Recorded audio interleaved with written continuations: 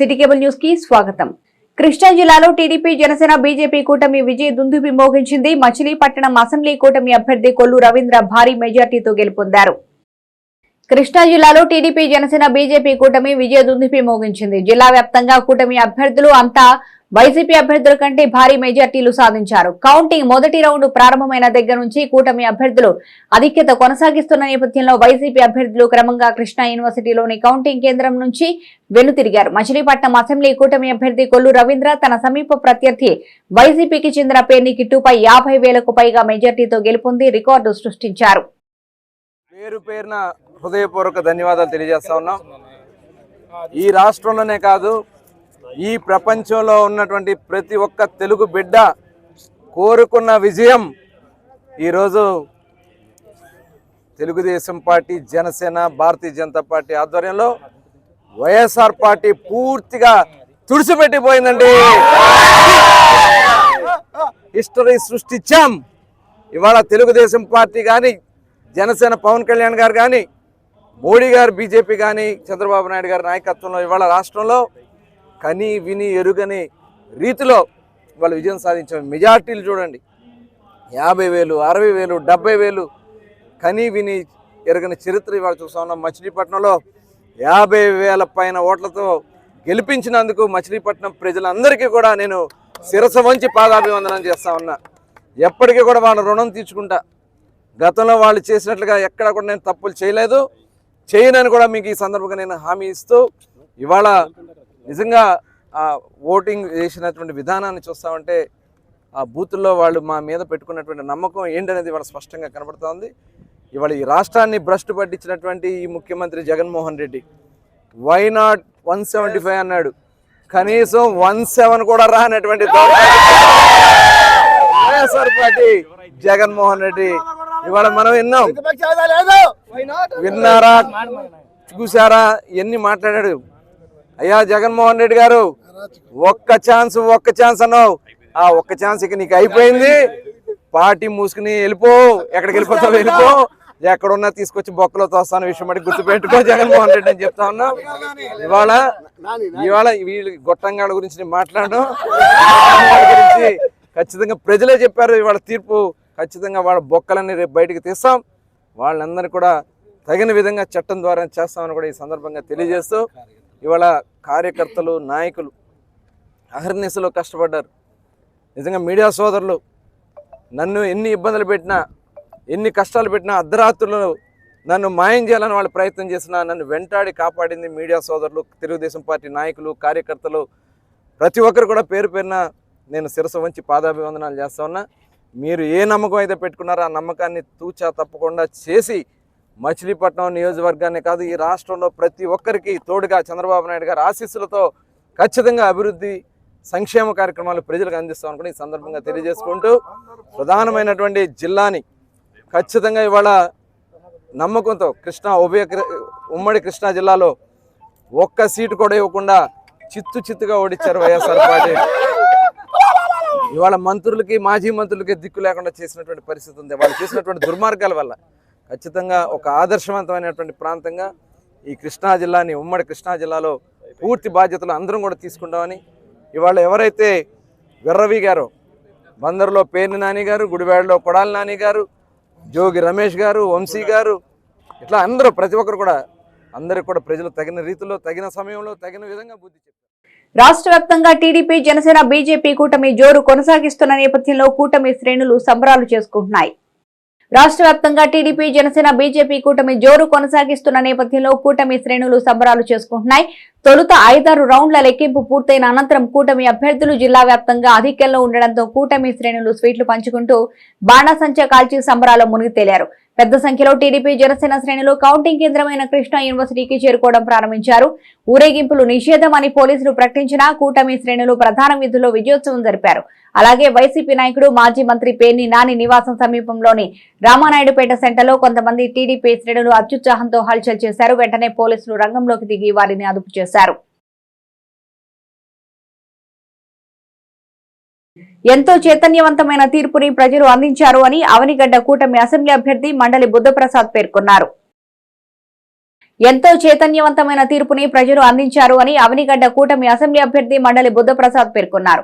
ఈ రాష్ట్రంలో 5 ఏళ్లు రాక్షస పాలనను అంతమొందించారని కూటమి అభ్యర్థి మండలి బుద్ధప్రసాద్ అన్నారు. 5 సంవత్సరాలుగా ఉన్న దుష్ట పరిపాలనని ఓటర్లు చరమగీతం పాడారన్నారు. అవనిగడ్డ నియోజకవర్గంలో 4వసారి తనను గెలిపిస్తున్నందుకు ప్రజలందరికీ కృతజ్ఞతలు తెలిపారు.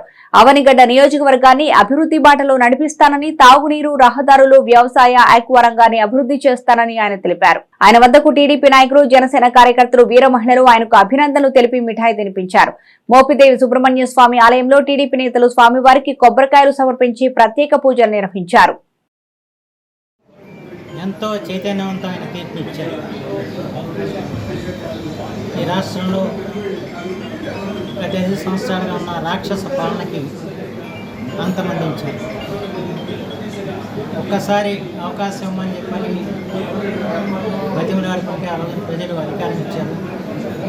5 సంవత్సరాలు కూడా ప్రజల యొక్క స్వేచ్ఛ, స్వాతంత్రాలన్నీ కూడా హరించి రాష్ట్రాన్ని అధోగతి పాలు చేసి ఆంధ్రప్రదేశ్ని అంధకార బంధువులు ప్రదేశంగా మార్చేసిన జగన్మోహన్ రెడ్డి పాలనకి ఈ రోజున రాష్ట్రం స్వస్థపడటం అవనిగడ్డ నియోజకవర్గంలో 4వసారి నన్ను ఎన్నుకున్నందుకు ప్రజలందరికీ కూడా నేను హృదయపూర్వకంగా కృతజ్ఞతలు చేసుకుంటున్నాను. ఇంతవరకు ఎవరైనా కూడా 3 సార్లు మాత్రం ఇక్కడ గెలుపొందడం జరిగింది. కానీ చరిత్రలో మొదటిసారిగా 4వసారి శాసనసభకు అడుగుపెట్టి అవకాశం అవనిగడ్డ నియోజకవర్గం నుంచి అవనిగడ్డ నియోజకవర్గ ఓట్ల మహాశయం కల్పించారు.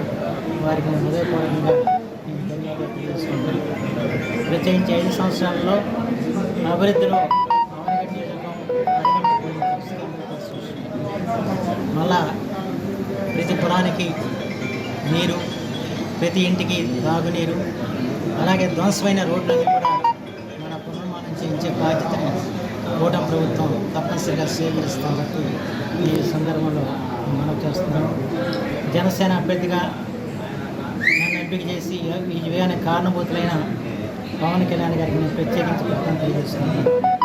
అలాగే చంద్రబాబు గారి యొక్క సారథ్యంలో నూతన ప్రభుత్వం కట్టుదిట్టమైన భద్రత మధ్య కృష్ణా యూనివర్సిటీలో ఉదయం సార్వత్రిక ఎన్నికల కౌంటింగ్ ప్రారంభమైంది. కట్టుదిట్టమైన భద్రత మధ్య కృష్ణా యూనివర్సిటీలో ఉదయం సార్వత్రిక ఎన్నికల కౌంటింగ్ ప్రారంభమైంది. యూనివర్సిటీ పరిసర ప్రాంతాల్లో ఈ సందర్భంగా భారీ ఎత్తున పోలీస్ బందోబస్తు ఏర్పాటు చేశారు. మెటల్ డిటెక్టర్ల ద్వారా తనిఖీల అనంతరం పోలింగ్ ఏజెంట్లను కౌంటింగ్ కేంద్రంలోకి అనుమతించారు.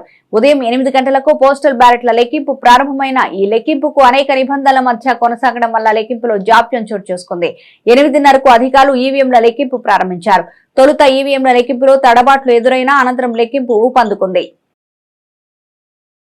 రాష్ట్రంలో ప్రజలు వైసీపీ ప్రభుత్వంపై తిరుగుబాటు బావుట ఎగరవేశారని ఎన్డీఏ కూటమి పార్లమెంట్ అభ్యర్థి వల్లభనేని బాలశౌరి పేర్కొన్నారు.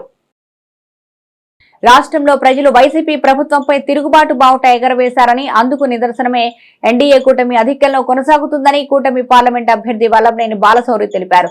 కృష్ణా యూనివర్సిటీలో జరుగుతున్న కౌంటింగ్ కేంద్రానికి ఎన్డీఏ ఉమ్మడి పార్లమెంట్ అభ్యర్థి వల్లభనేని బాలశౌరి ఇచ్చేసి కౌంటింగ్ జరుగుతున్న తీరును తిలకించారు. అనంతరం మీడియాతో మాట్లాడుతూ కేవలం సంక్షేమ పథకాలు అంటూ బటన్ నొక్కడానికి మాత్రమే సీఎం జగన్మోహన్ రెడ్డి పరిమితమయ్యారని, అభివృద్ధి కుంటుపడే విధంగా ప్రవర్తిస్తూ 10 సంవత్సరాలు వెనక్కి అభివృద్ధిలో తీసుకుపోయి అధోగతి పాలు చేశారని విమర్శించారు. రాష్ట్రం మళ్ళా అభివృద్ధి పదంలో నడవడానికి 2-3 సంవత్సరాల సమయం పడుతుందని, కేవలం ఎన్డీఏ కూటమి అభ్యర్థులతోనే అది సాధ్యమవుతుందని ప్రజలు భావించి తమకు పట్టం కట్టబోతున్నారని తెలిపారు.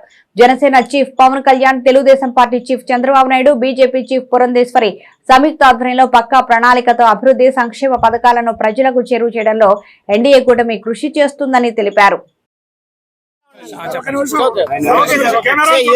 ఈ రోజు రాష్ట్రంలో జరుగుతున్నటువంటి రిజల్ట్ లో మనం గాని ప్రత్యేకంగా చూసినట్లయితే ఎప్పుడైనా గెలుపు ఓటములు అనేది సహజంగా ఉంటాయి.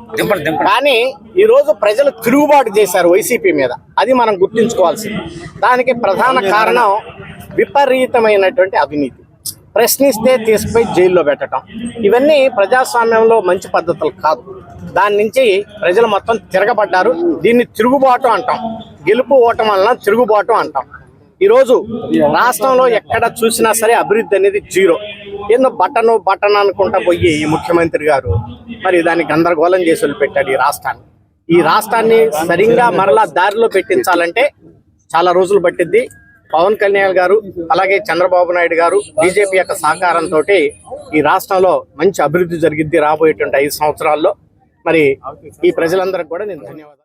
కూటమి అభ్యర్థుల ఆధిక్యత జోరు కొనసాగుతున్న నేపథ్యంలో వైసీపీ అభ్యర్థులు కౌంటింగ్ కేంద్రం నుంచి వెనుతిరగడం ప్రారంభించారు. కూటమి అభ్యర్థుల ఆధిక్యత జోరు కొనసాగుతున్న నేపథ్యంలో వైసీపీ అభ్యర్థులు కౌంటింగ్ కేంద్రం నుంచి వెనుతిరగడం ప్రారంభించారు. తొలుత వైసీపీ గుడివాడ, గన్నవరం అసెంబ్లీ అభ్యర్థులు కొడాలి నాని, వల్లభనేని వంశీలు 3వ రౌండ్ అనంతరం కౌంటింగ్ నుంచి బయటకు వెళ్లిపోయారు. అనంతరం మచిలీపట్నం వైసీపీ ఎంపీ అభ్యర్థి డాక్టర్ సింహాద్రి చంద్రశేఖర్, అసెంబ్లీ అభ్యర్థి పేర్ని కిట్టులు కౌంటింగ్ కేంద్రం నుంచి వెనుతిరిగారు. మరో పలువురు వైసీపీ అభ్యర్థులు కౌంటింగ్ పూర్తవక ముందే ఇంటిబాట పట్టారు. మంచి ఇంకేదో ఉందని ప్రజలు కోరుకున్నట్టు అని నేను భావిస్తున్నాను. పథకాలు మించింది, అన్ని ఇంటికి తెచ్చేదానికి మించి ఇంకేదో మంచి ఉందని ప్రజలు కోరుకున్నారు కాబట్టి గిలకల దిండికి చెందిన ఒక మత్స్యకారుడు ఆర్పేట పోలీస్ స్టేషన్ సమీపంలోని ఒక లాడ్జీలో అనుమానాస్పద స్థితిలో మృతి చెందాడు.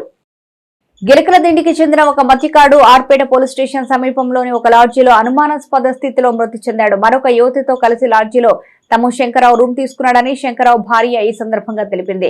తన భర్త మృతి చెందాడు అన్న సమాచారంతో లాడ్జీకి వచ్చానని, అప్పటికే తన భర్తతో ఉన్న యువతి పరారైందని ఆమె పేర్కొంది. పోలీసులు కేసు నమోదు చేసుకుని దర్యాప్తు చేస్తున్నారు. ఆయన పేరు తమ్ము శంకరరావు, గిలకల దిండి. పొద్దున వచ్చాడండి. అది ఎప్పటి నుంచి ఫోన్ చేస్తుందో తెలియదు. ఒక అమ్మాయి లాడ్జీ తీసుకొచ్చింది. ఫోన్ చేస్తుందంటే నాకే తెలియదు. బోట్లకి వెళ్తాడు. బోట్లకి వెళ్తే వెళ్ళాను, నేను బోట్లకి వెళ్తున్నాను అన్నాడు. పొద్దునైతే నాకు తెలియదు. ఎలక్షన్ గురించి కూడా ఫ్యాను ఓడిపోయింది అని అన్నాడు. ఏంటి నువ్వు నేను అన్నాడు. అరగంట దాకా నేను చేస్తానే ఉన్నా. తర్వాత నాకు తెలియదు సార్. నేను వచ్చిన ఆ అమ్మాయి ఎవరో నాకు తెలియదు, చూడలేదు సార్. మేము వచ్చేలా పారిపోయింది సార్. లేరు, ఆ అమ్మాయి పారిపోయింది సార్. నాకు బుక్ చేసిన వాళ్ళు తెలిసింది సార్. తెలిసి సార్ ఆ అమ్మాయి మాట్లాడుతుందని. ఎవరో ఒక అమ్మాయి పొద్దున కూడా మాట్లాడింది. మా వాళ్ళ అబ్బాయి మాట్లాడుతాం. మా వాడు అబ్బాయి, మా ఊరు అబ్బాయి వచ్చాడు, అన్నయ్య అవుతారు. ఆయన కూడా వచ్చి అడిగాడంట. ఆ అమ్మాయి ఏమో నాకు తెలియదు, ఆ అమ్మాయికి అబ్బాయికి ఏం ప్రాబ్లం అని అడిగిందంట సార్. ఏం మా వాళ్ళ అబ్బాయి వచ్చాడు సార్. ఆమె ఫోన్ చేస్తే నాడు కొట్టుకోవట్లేదు, నువ్వు ఎవరు ఎక్కడున్నావమ్మా, అలా ఆవిడవేగా రామన్నాడు సార్. ఆయన వచ్చాను సార్. వచ్చినాక లేదు వెళ్ళిపోయింది, పారిపోయింది. నేను టైం చూసుకోలేదు సార్. టెన్షన్ లో వచ్చేసాను, నేను పడిపోయాను సార్. ఆ అమ్మాయి ఎవరో తెలియదు సార్. ఒక అమ్మాయి కృష్ణా జిల్లాలో కూటమి అభ్యర్థులు భారీ మెజార్టీలతో గెలుపొంది విశ్లేషకులకు షాక్ ఇచ్చారు. కృష్ణా జిల్లాలో కూటమి అభ్యర్థులు భారీ మెజార్టీలతో గెలుపొంది అధికార వైసీపీకి షాక్ ఇచ్చారు. పెడన కూటమి అభ్యర్థి కాగిత కృష్ణప్రసాద్ తన సమీప వైసీపీ అభ్యర్థి ఉప్పల రాముపై ఘన విజయం సాధించారు. అవనిగడ్డలో కూటమి అభ్యర్థి మండలి బుద్ధప్రసాద్ తన సమీప వైసీపీ అభ్యర్థి సింహాద్రి రమేష్ బాబుపై గెలుపొందారు. ఇక పామరులో వైసీపీ అభ్యర్థి కైలా అనిల్ కుమార్ పై కూటమి అభ్యర్థి వల్లా కుమార్ రాజా ఘన విజయం సాధించారు. సిటీ కేబుల్ న్యూస్ సమాప్తం.